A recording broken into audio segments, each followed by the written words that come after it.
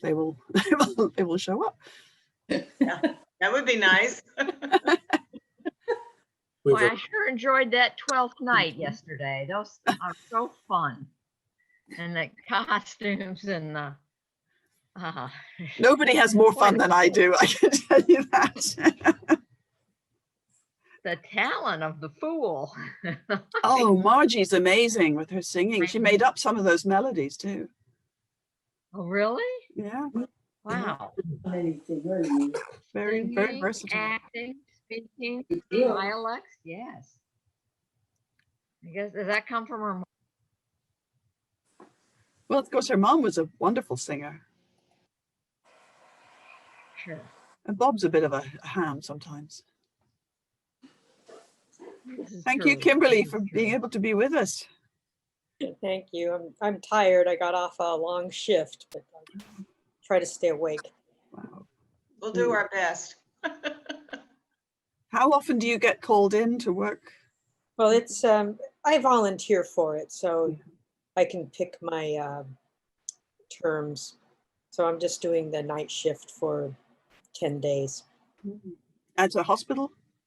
It's at an alternate care site. So we're getting people who are being released from the hospital, but have not quite finished their COVID treatments and still require supplemental oxygen.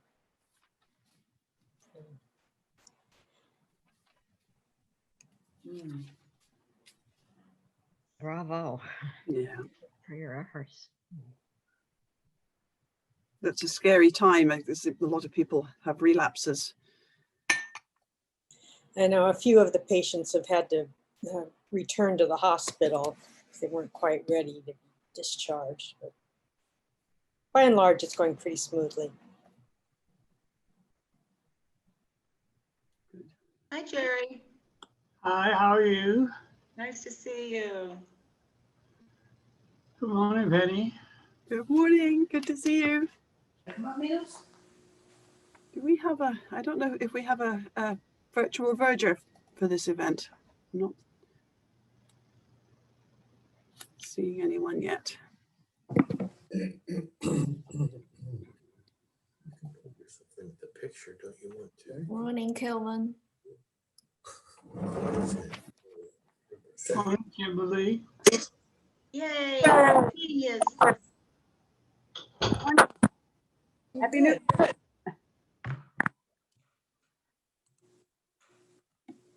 Submit. Good morning, Maureen. Morning. Oh, there's Anna. I've never seen her on. It's cool. I should go mute here pretty soon.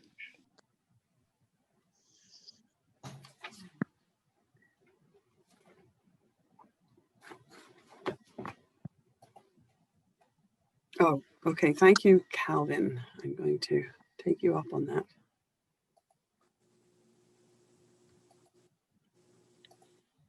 You want me to sign in as host? I can do it from a different. It's okay. I'm going to find you and make you a co-host. Actually, let me log on to a different computer. Donna, we use this one. This one's somewhat unstable. Oh, okay. This laptop. And so sometimes it will turn off and then everyone drops. So let me go on to a different computer and then you can make me co-host. And Jeff's here now as well, so we're good. Where's your background, Jeff?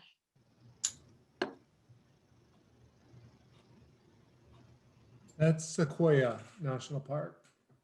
Oh. I was there at the beginning of January. On my trip that I thought would be full of solitude, you know, and it turns out when you've been isolating for however long, and then you go on a trip by yourself, it's just really kind of more of the same. It was beautiful.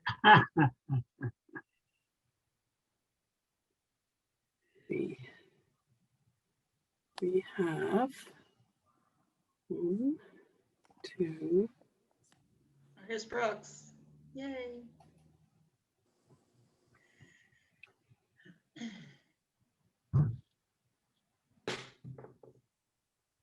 Darian or Gladys. Say here if you're here, or Clemente.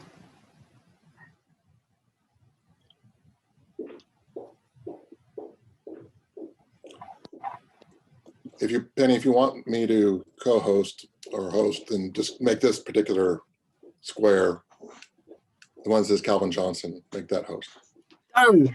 Thank you. Thanks. More the merrier. This is just a more stable computer. The laptop in our parlor sometimes shuts down, so.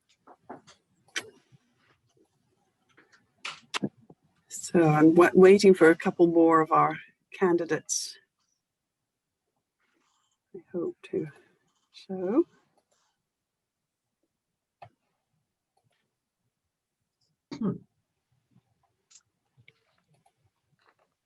Well, no, he's trying to get all the candidates there.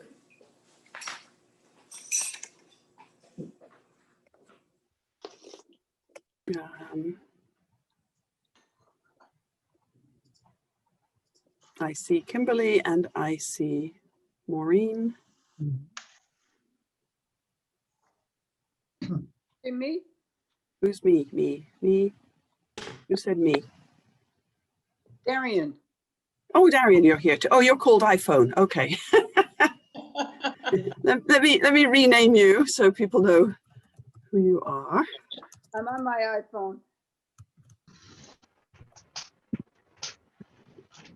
That's really helpful. There we go. Good morning, Yes. all. Phone is buzzing.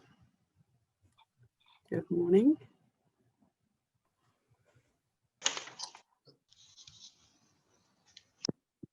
Let's see, Jeff, you're the technical wizard here. Do you know is there a way we can put all of our chapter candidates up at the top of the screen?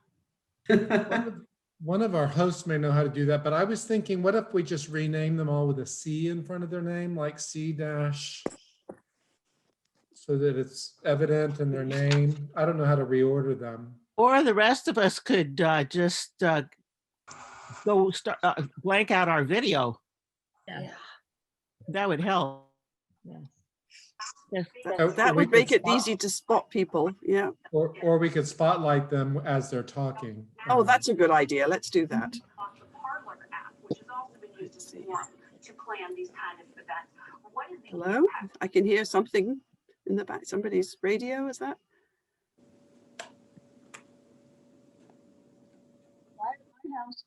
Okay, so again, there's Kimberly, Darian, Maureen.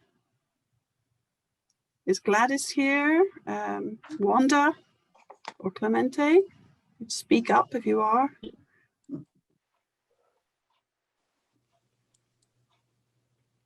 Just wait one more minute. Things have been a little bit discombobulated this morning. You want your picture to show? And if you can, go ahead and mute yourself if you're not one of the candidates. And if you have a question later, you can always unmute yourself, but it'll help with the background. Need to be here because they can't see us anyway. We can hear you, Alan. Good to hear your voice.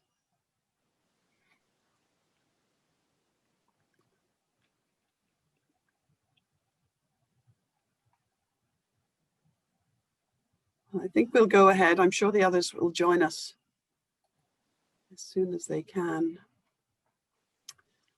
So, welcome. Good morning.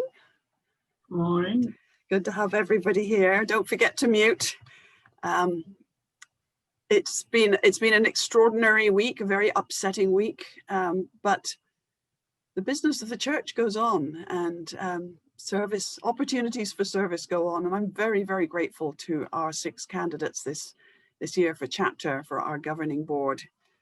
And so I'm going to begin with a prayer for the parish. Let us pray. Almighty and ever-living God, ruler of all things in heaven and earth, hear our prayers for this parish family. Strengthen the faithful, arouse the careless, and restore the penitent. Grant us all things necessary for our common life, and bring us all to be of one heart and mind within your church, through Jesus Christ our Lord. Amen. So there is a new page on our website called annual-meeting that you can find right at the top of the homepage. There's a link, and it has the full nominating materials for all of our candidates who've been brave enough to put themselves forward or be put forward by someone else. I hope you've all had a chance to look through that material. So you've had an initial introduction. Also, if you are an eligible voter, you should have received a packet in the mail this week that include a one-page summary with a paragraph. You can't really see that, but a paragraph about each of our candidates as a shorter introduction. And what I want to do this morning, it's really a very simple plan. I have 3 questions. I'm going to invite each candidate to speak to each question. So we'll go around all the candidates that are here with the first question, and then move on to the second. And after the third, open it up for questions from the floor. And just remember that the election is a mail-in election. We need your ballots back by mail, preferably by the 18th of January, so that the judges have time to gather them and do the count. So the first question is, what does St. Paul's Cathedral mean to you? And we'll take this in alphabetical order with those who are here. So I will start with asking Darian De Lorenzo.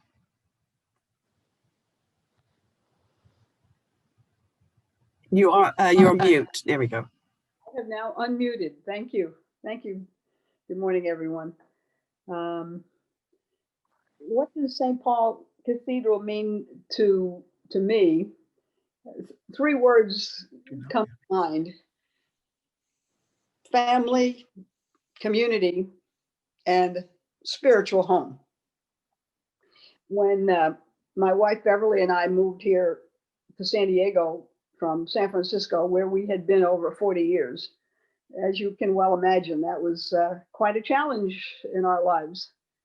And besides Bev's mom living up in Oceanside, and a couple of people that we knew previously who attended St. Paul's, we didn't know very many people, and it was a whole new environment. But the moment we walked into St. Paul's, it was an amazing experience. We felt at home. We felt this is where we needed to be. Everybody was beautifully welcoming and loving, and we knew that was our place. And we're very grateful and thankful for everyone who took us in, so to speak. Second question, what do you feel you can bring to chat? Actually, Darianne, I'm going to ask each candidate to speak to the first question, and then we'll come back around to the second question. All right? Gives everyone a chance to be introduced that way. Okay. So, yeah, thank you. You misstepped me now. Sorry, I'm sorry. Take a breath. It's okay. I'm going to ask Kimberly to answer that first question. What does St. Paul's Cathedral mean to you? Well, my answer is very similar to Darian's answer. When we first moved to San Diego, and although I was born and raised here, but we moved back in 2011, and we brought Betsy around to several churches, Lutheran and Episcopal. But the first time we went to St. Paul's, we knew that that was the right place for us. Because they were so accepting of Betsy, we loved the liturgy and the music and the people that we met and the location. We had attended previously Lutheran church quite by accident, because I went to the Episcopal church building, but the Lutherans were meeting in it at that time. And so that's how I ended up being a Lutheran for a few years. But, we are just very happy with St. Paul's and make that our church home. Thank you. Has Clemente joined us yet? If so, please unmute and say hello. Or Gladys Jimenez? Okay, hopefully they're on their way. I should say that during the pandemic, Clemente's work has been very sporadic, and when he gets a chance to work, he has to take it to support his family, and that could happen today. Maureen, would you like to answer that first question? What does St. Paul's Cathedral mean to you? Yeah, and I'm going to head on mention that it's pretty clear that I'm the newest member of the group. I've been, it'll be 2 years this summer, but I've been very involved. I sort of dive in when I joined a church. I did the same thing in Sacramento, Boston, and Pasadena, where I was a leader of ministry programs in all 3 places. I came to St. Paul's, and the very first day, I found out that Penny and I knew people in common from my past life. Jeff and I knew people. I'd been from All Saints in Pasadena, Trinity in Sacramento, Trinity in Boston. So I was looking for, as people mentioned, spiritual home. I found it. I found it the first day when people started talking to me. And despite my aversion to incense, people were very kind to me. And I found, I wanted to use words like safety.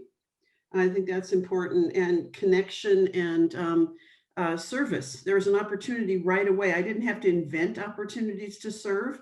One place in Boston, they said, in Pasadena, they said I could start Stephen ministry there. And I wasn't up to the task. So when I got to St. Paul's and I found out Stephen ministry was part of the offerings, that was another way to get involved right away. And I was reinforced this past Wednesday in the Circles of Love meeting. We ended up processing and working on feelings a lot. So it wasn't just administrative, it was there was pastoral, and then I stayed on for the afternoon prayers because I was a wreck on Wednesday, and having that anchor with St. Paul's really helped take care of me and take care of our community. So that's what St. Paul's means to me. And Wanda, you're with us now. I think I see your, would you unmute and say a few words about what St. Paul's Cathedral means to you? Are you talking to me, Dean? Penny? Uh-oh. Yes, it's your turn. I'm sorry, ma'am. I had so many difficulties this morning trying to log on. I don't know what happened. I thought I had the link, so I had to go searching for it. My apologies. No, that's on us because everything was awry this morning. We had all kinds of issues. So well done for finding us. Thank you. Good morning. My name is Wanda Parada, and I don't know. I think many of you know me. I've been at St. Paul's now for 6 years, and I found you by accident. My dad wanted me to come back to church, and I came back, and St. Paul's has given me a home, and it's nurturing my faith, and it's helping me to grow as a Christian. My parents set the example for me from a young age on what it meant to have faith and to grow in your faith and to be a committed member to your church. Never a day went by. They taught me how to pray, how to say a simple prayer as a child. Our Father who art in heaven, hallowed be thy name. Thy kingdom come, thy will be done on earth as it is in heaven. Give us this day our daily bread. Forgive us our trespasses as we forgive those who trespass against us. And lead us not into temptation, but deliver us from evil. That prayer took me a while to learn as a child, but I learned it. And as an adult, I live by that prayer. There never a day go by that I didn't see them reading their Bible or talking to God at odd times. And I always ask my mom, what are you doing? She says, I'm talking to the Lord because I need his advice. I need his comfort. And she always told me, make sure that everything that you do, you ask God first. You ask for his guidance, you ask for his wise words, and live by that. Don't ever do anything unless you talk to God first. And as an adult, that's what I do. I keep those words close to my heart. And when I'm having difficulties, or even when things are going right, I talk to God and I feel his presence all around me. And that gives me comfort, gives me joy to know that he is there with me throughout everything. And their commitment to the church also gave me that chance to learn about the church and how to grow and strengthen my faith. And coming to St. Paul's gave me that opportunity to be a part of something better than anything I've had. And I thank you so much. Thank you. Wanda, is it possible for you to tip your computer screen forward a little bit so we can see all of your face? Ah, marvelous. Thank you. Okay, yeah, that's great. And now we'll circle back to Darien, unless Gladys or Clemente has joined us. I didn't see them on the list. I'm not hearing from them. So we'll go back to Darien with the second question now. What do you feel you can bring to chapter?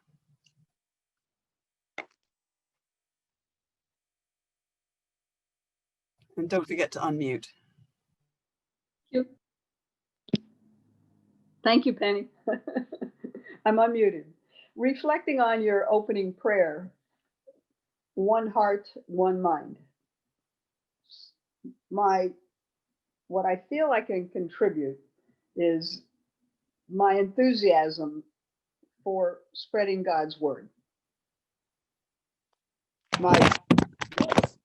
For sharing the beautiful space that we have at St. Paul's. And more practically, my business experience in management and development skills. But together, again, reflecting the one heart, one mind as a goal, you might say, for us, and something that would keep us grounded in everything that we keep grounded in every way in which I can contribute to St. Paul's. Thank you. And turning now to Kimberly, what do you feel you can bring to chapter? Hi. I think I've had experience on church councils and on boards of both the Junior League and my homeowners association. And I've worked on strategic plans in both the church and the Junior League, and I would enjoy working with our community on our future strategic plan. I think I could be helpful in that. And I really like St. Paul's and the Episcopal Church in general, the emphasis on community and communal worship as opposed to just your individual walk with the Lord. So that is my way of helping to serve God.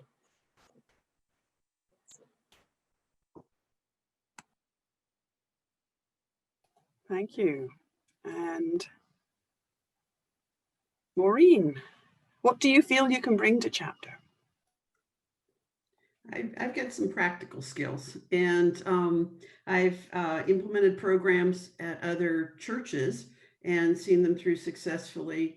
Right now, I serve on the stewardship committee, and I'm able to use 4 decades of fundraising leadership to bring perspectives, and particularly this year when it's been very difficult to fundraise. to be helpful to the committee in that way. I find needs, or needs are presented, and I just get the work done. I build connections with leadership in government. I've got a 40-year history working in healthcare, and I have those experiences from the other communities that I can bring to bear. I have management experience, I have community experience, and then I've more recently learned about how to sit back and listen. That's been, I think several times in some of the messages people have said, God gave you the 2 ears and 1 mouth for a good reason. And, when I was a university dean for a number of years, and you're used to being in charge, and you're used to being the one saying, this will be, my will be done. And I've had to learn to step back and be part of the team. And this will be a continuation of being an active listener and sort of playing both sides of it, and focusing on servant leadership. Thank you. And Wanda, what do you feel you bring to chapter? I'm a retired Navy corpsman with 24 years of service. And throughout my tenure as active duty, I went from being the doer to the leader. And the things I learned along the way is that you have to be a team member. You have to be able to sit back, like Maureen was saying just now, you have to be a good listener, because you can't always say, this is the way it will be, and it will be that way. It doesn't always work that way. So you have to be a good listener and listen to what your people have to say, and take those under advisement, and put the best product forward. Commitment to what you are doing. I've never been a member of a chapter before, but being a team member, being a good listener, being committed to the mission and the vision of the chapter as well as the church is very important. I bring my enthusiasm to work, to get there, go get in the dirt and do the work. And accountability for everything that we do. Our integrity is very important in chapter, and in the chapter, I would believe. And being innovative, not doing things not always inside the box, but try to be outside the box and encapsulate all. Be a member that brings in the community, and show them what St. Paul's as a church can do for them. Thank you. Thank you. And the third question, and we'll go back to Darian. I'm going to take it for granted that one change we would all like to see is getting back into church in person. So we'll take that one off the table. But other than that, what's one change that you would like to see at St. Paul's in the next 3 years? One of the first thoughts that came to my mind was, and this has been my experience over the last 3 years of attending there, is I've often thought St. Paul's Cathedral is one of the best kept secrets in town. And I think I'd like to see us expand that, to open our doors wider, open our vision wider, to do more community outreach, to tell the good word, and to tell the story of St. Paul's in a way in which we can build diversity, not just numbers of membership, but diversity, and have people with passion and for God's mission and for the work of St. Paul's. I think everything else really flows from that, whether you talk about growing the church in numbers or becoming more financially stable. I think that all flows from our efforts to reach out and bring people into our family, into our home, and to let them know that we have that available for them and that everyone is welcome and loved. Thank you. Thank you. Kimberly, that third question. What one change would you like to see at St. Paul's in the next 3 years? That was a tough question for me because we attend St. Paul's because we like St. Paul's and what St. Paul's does. But so I'm thinking I wouldn't really want to change much, but to do what we do a little better, be a little more cost effective, look for ways to save money on utilities. I like the things that are being done with the remodeling and the new bathrooms. So the other thing I think we could do is utilize technology a little better, even when we do have in-person meetings. I've enjoyed these Zoom meetings. It would be good to integrate them into the regular worship service and encourage people to use their personal tablets for the bulletin as opposed to printing up so many of them. That's my pragmatic way of thinking, and that would free up more money to actually accomplish our mission as a Christian community and serve others. That's all. Thank you. And moving on to Maureen. What one change would you like to see at St. Paul's in the next 3 years? I'd like strategic outreach to people younger than me.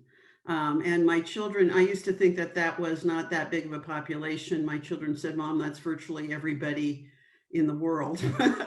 And when I look around, I have so many people that are just wonderful, wonderful long-term members of the community with great sense of history and pride in St. Paul's. But I went to a breakfast for when we still could do it with new members of the community, and there was only one young family there. And so at the end of the breakfast, I went over and sat with the woman and her children to try to find out something more about them and to increase to deepen the sense of welcome to them, because I know that we desperately need that. And it isn't just a matter of saying that, you know, we're open, we're here, but thinking about what would one do strategically to bring in, you know, we have a youth group, but how do you engage the parents? Because the parents are the ones who are going to make sure that the glue sticks. And they're looking at when we do services, how we do services, but making it a priority to say that the church will live and grow, and not looking at when you say you want to bring younger people, that will look at different parts of the community, like Latinx community, the Black community, diversity. But I know I look at my Sacred Ground group, and we are all over 55. We are all over 55. And I think that sometimes we just don't think about that because we're comfortable with each other. And so when I was at All Saints, one of the things I did was that I started working with the youth ministries, and I marched with our youth in downtown LA. And I sat with them and I reassured their parents that they would be well taken care of, and got to know the parents that way. So figuring out every single way we possibly can to do outreach to the community, go to the places where young families are and invite them in. And it's not expensive, it's not difficult. We just have to have a plan. Thank you, Maureen. And Wanda, what one change would you like to see at St. Paul's in the next 3 years? As Maureen and the previous speaker said, I don't think there's so much a change, more, but more inclusion, more bringing in as Maureen said, a younger generation of people. I love the group at St. Paul's, right? I love that group. But I was looking around one day and I realized that there's not that very many younger people. And that was something that really struck me. It's like we're this big cathedral right here, and people walk by every day, but they're not. There needs to be something that can capture that younger generation, to bring them to the door, to get them in the door, and to have them hear our message. How do we go about doing that? And also, I am a member of the military outreach, and San Diego is a military town. We have a lot of military in and around the area that we're at. The base is right there down the street. There's got to be a way we can capture those young people and give them, those that are away from their home, from their church family, give them something to latch on to, bring them in and help them to grow their faith and be a part of something really wonderful. And that's at St. Paul's is a wonderful church, and we do need to grow our members. And I think our members need to be a little bit younger, that with that enthusiasm and the know-hows and the ideas to make St. Paul's better. I suspect many of us would like to be a little bit younger. But that's, thank you. 55, as Maureen.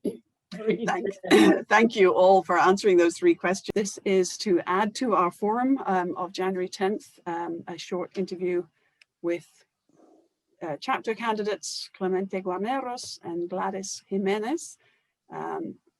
There were three questions that we put to each of the candidates. Let me just find those. The first question, and Clemente, if you would answer first, what does St. Paul's Cathedral mean to you? Okay, thank you for the question. Basically, I can say like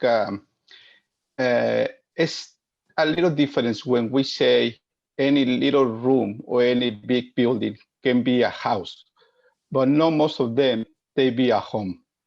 In my personal case, I visited so many churches, which I will find, but finally in San Paulo Cathedral, I feel like it's a home, not a house. Thank you. And Gladys, what does St. Paul's Cathedral mean to you? For me, St. Paul's Cathedral means very firm base where I can rely. It was actually when I was the first place where I found, and had been the only mostly for 12 years, where I was looking for community, my own community.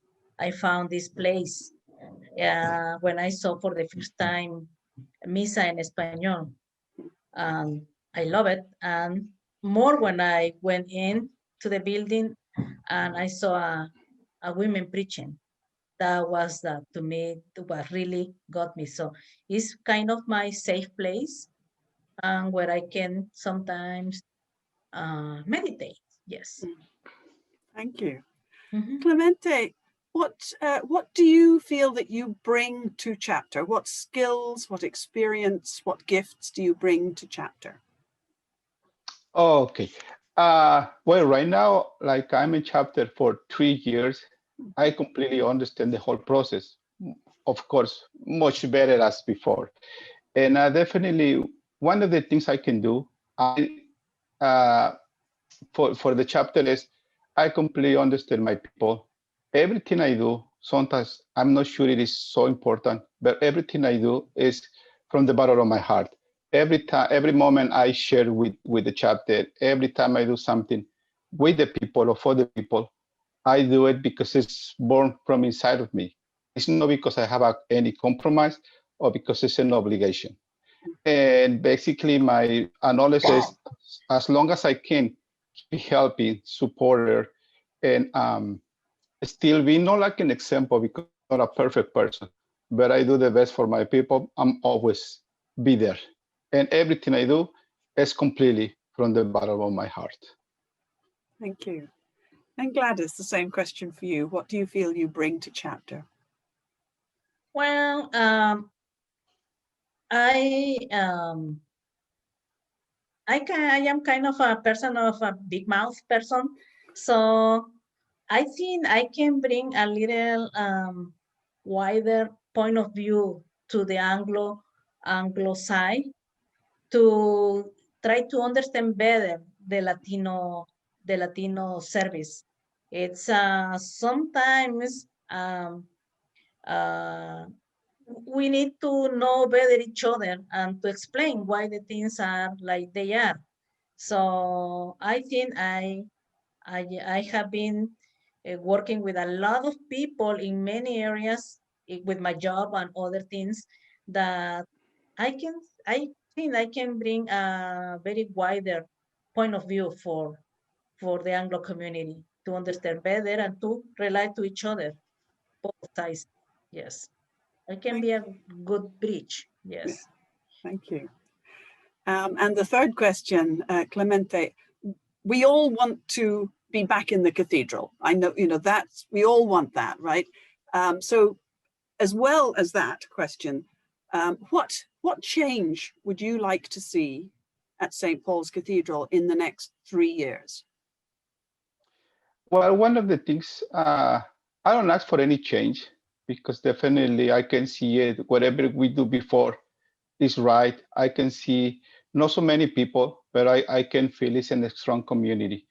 But if I can do something for my people, it's just still support the people, still understand our community. And I can try to figure it out what we can do to make more, not feel like communities, still make something like all the people there feel comfortable as a family. Just we need to, I don't know, we can increase programs, we can increase communication, we can do something like we can enjoy in one way, even by technology, or we can have a personal reunion again, just make bridges so we can have a strong feelings with the community, make it a family, a really family, faith family. Thank you. Gladys, what change would you like to see at the cathedral? I think I really would love is to see more the diversity in every single service, because it is very clear that this service is for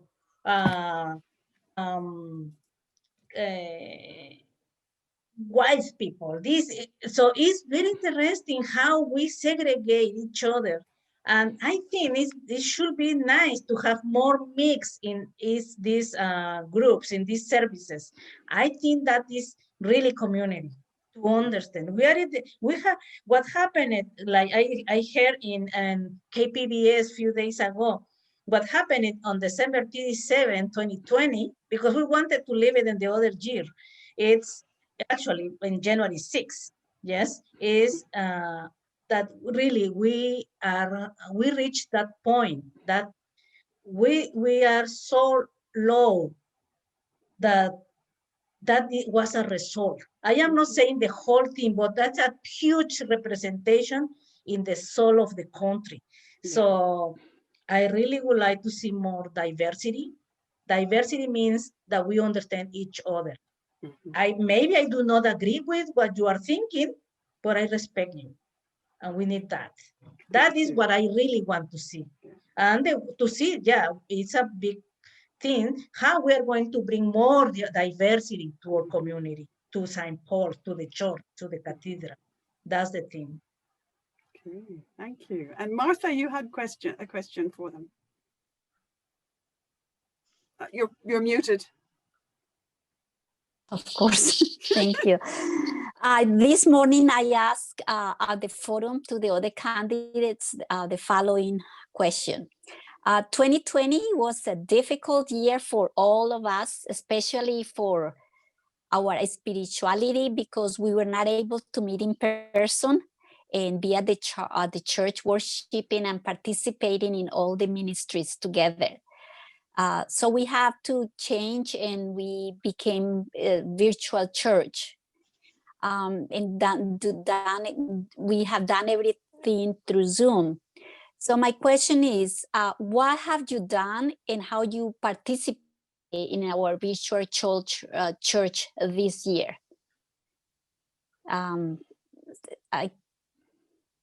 Anyone would like to start? Okay.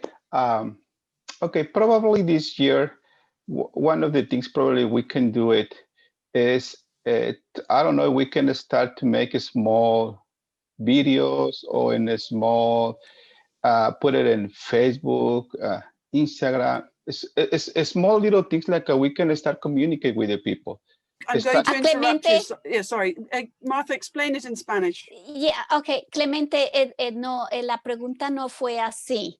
La pregunta es que dice que este año ha sido muy difícil para todos, pero especialmente espiritualmente, porque no nos hemos podido conectar en persona y estar orando en la iglesia y participando de todas las actividades que tenemos. Entonces, en base a eso, quiero saber que este año, que el 2020 fue totalmente virtual para nuestra iglesia. Entonces quería saber cómo has participado y qué hiciste todo este año en respecto a la iglesia para colaborar y ayudar. Okay. So it's basically the last year. Basically, to me, the last year, yes, I'm still participating on chapter, and I try to support as much as I can. Definitely, I have a hard time, and when it's happening all this of the pandemic things, I lost my my work. I lost my work, so I have to try to keep going. But basically, the only thing I can say is like the last year, and specific in my personal case, I try to still be supported the chapter as much as I can, and I still a little bit to participate with the service as much as I can too. It's basically like what happened the last year with me. Gracias. Thank you. To me, I have to confess that only thing that I have been doing is to come to regularly to the service here in Zoom. I am participating in Sacred Ground.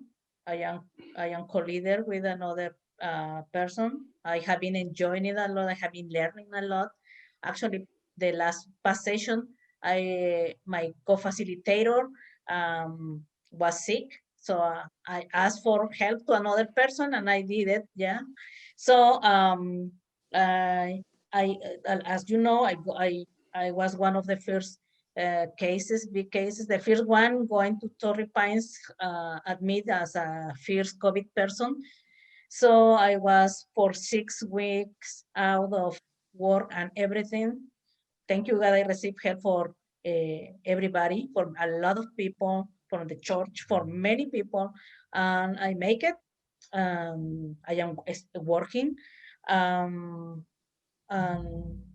I guess my community, I try to bring my little community to my little house with my friend Ricardo that we met, and last the the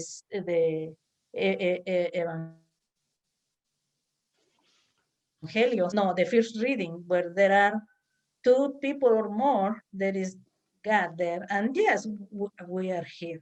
So that is what I have been doing it.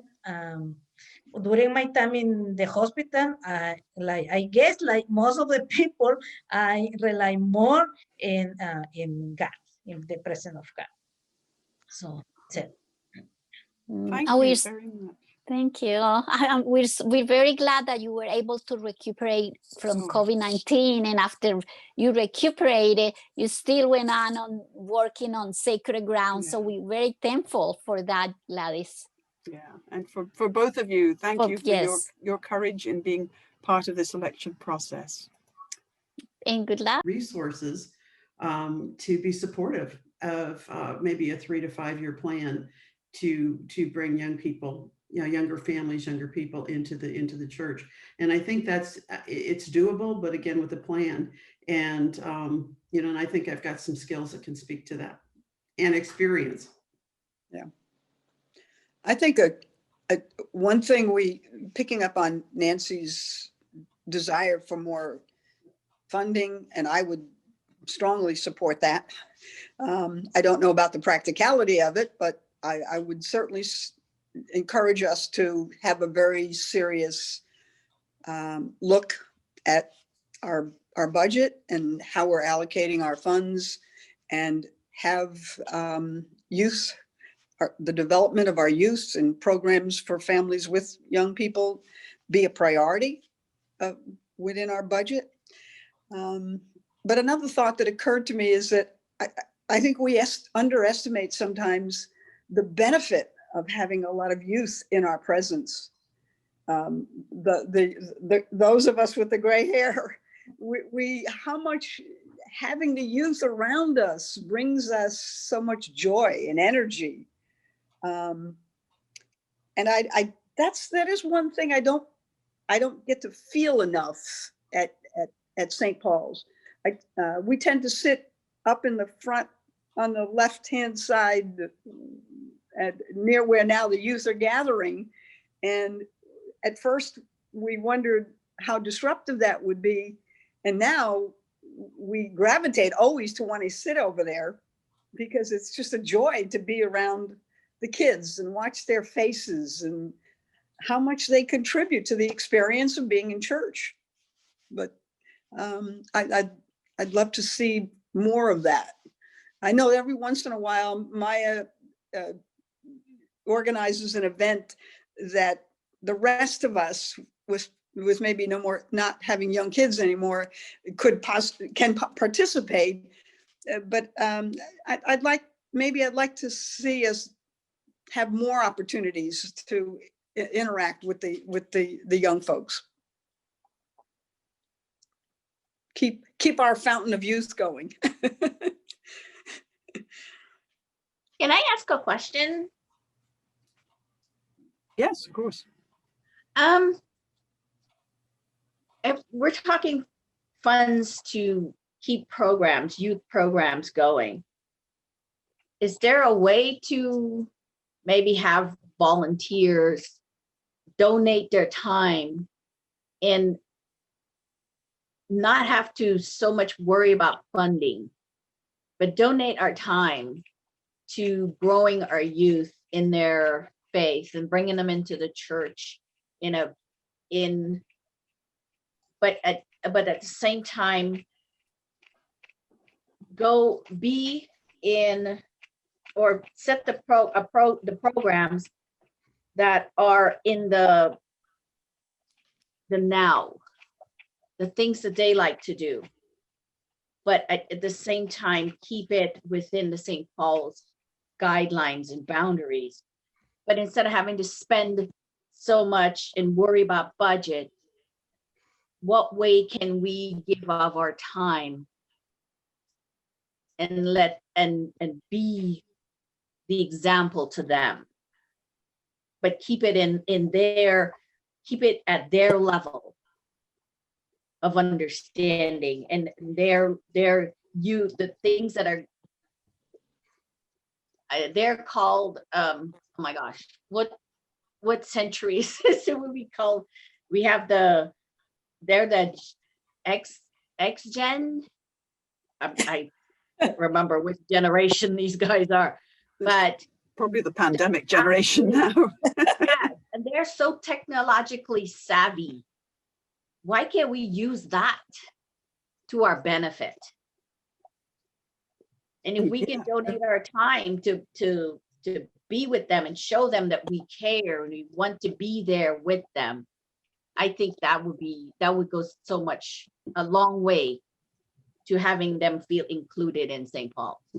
The church would not exist without people volunteering their time. I would rather call you all ministers than volunteers, but because we're all ministers together. But yeah, we couldn't do it. Maya couldn't do what she does without some of our folks who volunteer their time very, very generously. It's crucial. And I know we're here to focus on what you as chapter candidates would bring, but just I'd like to just say that I think a lot of these wonderful ideas are really important for us to have perhaps a conversation about outside the community life council or something, because we can't bring these kinds of ideas to the floor unless we also talk about not only what those people, whether they're young people or those people out there, whatever, if the conversation centers around what they bring to us, we will never grow. The conversation must center around where we can meet their needs. Because if it's about how those people out there, whether they're young people, whether they're youth, whether they're some other demographic out there, how they come here and meet something that we want, give us something that we miss seeing, what we don't think we have, and how they complete us in some way, why should they come do that for us? But we must have something that we can offer to feed them. And until we know what that spiritual hunger is and how to meet it, that's where the real conversation is, I think. I think hello? Hi. I was wondering if there is going to be time for more questions for the candidates, if we can ask questions. Yeah, this is the time. This is the time. Darren, you want to say something before question? I would like, yes, very much so. I would like that. I love you, Jeff. But I think I would like to respectfully disagree. I think there are many people who are not now a part of St. Paul's that have skills and talents and desires, and I keep using the word passion, that when we reach out beyond our now immediate community to engage them, we can let them know that we value them and their talents and show our appreciation for how we need them. People want to be needed. And I've often heard from my son, who's 32 now and rarely sets a foot in church anymore. He sometimes will say that. Why? Why do I want to go there? What's there for me? Well, you're needed. You have talents and skills that you can, that would be appreciated and as I say, valued, that could help then us to meet our missions. So I think I don't know if it's just what we can do for them. I do think it's both ways. I'm glad to see us modeling respectfully disagreeing. And I see that we will have many more conversations about this, and it's wonderful to see that. We have just a few minutes left, and Martha, you had a question? Yes, I have a question for the candidates. Last year was a difficult year for all of us, and especially spiritually, we have been worshiping virtually, and I was wondering how you have been participating. What have you been doing in the church virtually this past year? So A lot of Zooming. yes, can you be more? Yeah, everything. That's what I mentioned virtually. So what in the specifics? What programs? How you have been integrated into our church? I haven't been that involved with many programs continuing. What I've tried to do is reach out to members who I have known and gotten close to over the past 3 years, and to either talking with them by the phone, on the phone, or texting, and sometimes having happy hours at our home for one or maybe two people, so that we can keep connected in a very human way. I actually have stayed pretty involved, and I'm a Circle of Love caller and a Circle of Love coordinator. And for the Circle of Love callees, we're trying to work out what works best for each one of them. Sometimes it's text with people, sometimes it's phone calls, sometimes it's emails. But we're approaching a year now of doing that. The call, what we lovingly call our call captains, we meet religiously every Tuesday night, and we have not missed a Tuesday night. We talked the night of the election because we all felt a need to. We talked Tuesday night in apprehension, and took care of each other. We do not miss. We start with, we have a word of the week that reflects how we're all feeling and how our colleagues are feeling. And it's so interesting to look over the year. And we've put together a compendium of closing prayers that people have shared. Everything from Anne Lamont to Dante to, fill in the blanks in between. And so we built a very strong community. And I'm part of the coordinating group that meets with Jeff and others to talk about the future or transition of the ministry. I did Waking Up White and Sacred Ground, and that's been enormously important to me. And then continued with Sunday services. Sometimes it's 8 o'clock, sometimes it's later in the morning, and sometimes it's evensong. And Wednesday, that's where I ended up on the afternoon prayers. And so I also am continuing with Stephen Ministry, and I have a person that I try to meet with weekly and be available. And that's hopefully a service to our St. Paul's community, to the individual, and then also continuing my own education. And Stephen Ministry requires continuing education. And so I've participated in all of the Stephen Ministry Tuesday night and Saturday trainings. I probably put in about, I want to say easily 6 hours a week in terms of continuing with my own ministry with St. Paul's. Thank you.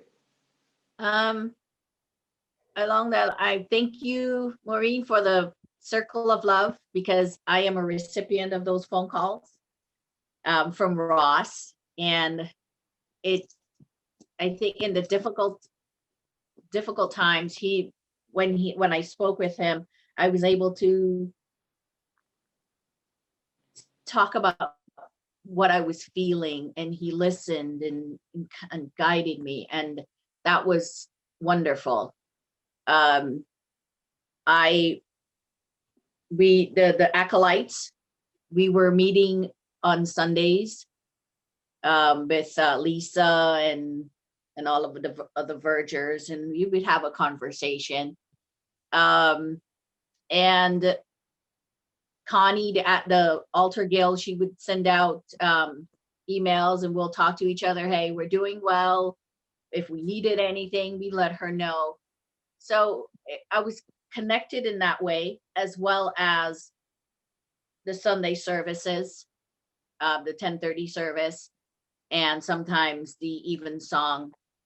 And my mom enjoyed them so much while I was there in Florida with her. Thank you so much. And I've been attending the Sunday morning prayer and the Women Together, where we put on the monthly meeting, and we also have planning meetings for those. I was involved in the children's Christmas pageant and the Spanish posada. That was a lot of fun. The Fernandez family sang and played guitar. So, I think that's about it. Your family has the children. You have been involved with Maya for the meetings, because I have been there. My daughter, Yes. I make sure she does it, but I'm not personally involved much. Yeah, it's really nice to see her. Okay. Thank you, well, everybody. you. Yeah. Thank you all. It's just a little past 10 o'clock now. And I'm very grateful again to all 6 of our candidates this year, and to those of you who were able to be here today. Thank you for sharing something of your thoughts, your passions, your hopes for St. Paul's Cathedral. I'm excited about the year ahead. I think we're going to have a great chapter. We always do, and it's looking like we will again. Don't forget to send your ballots back. If you watched my video on my Thursday video, you heard me say, I hope you heard me say, don't photocopy the ballot if you didn't get one. Ask for a different one, because each one has a unique number. We're not tying them to people, to names, so we don't know who, but we want to make sure that we have unique ballots. And please put them in the mail so that we get them back hopefully by the 18th of January, so just over a week from now. Next week, we'll have a presentation on the budget from Betsy, our wonderful treasurer. The chapter approved the budget for 2021 last week. As you know, it's in Episcopal polity. The congregation doesn't vote on the budget. The governing board does, the chapter or vestry does.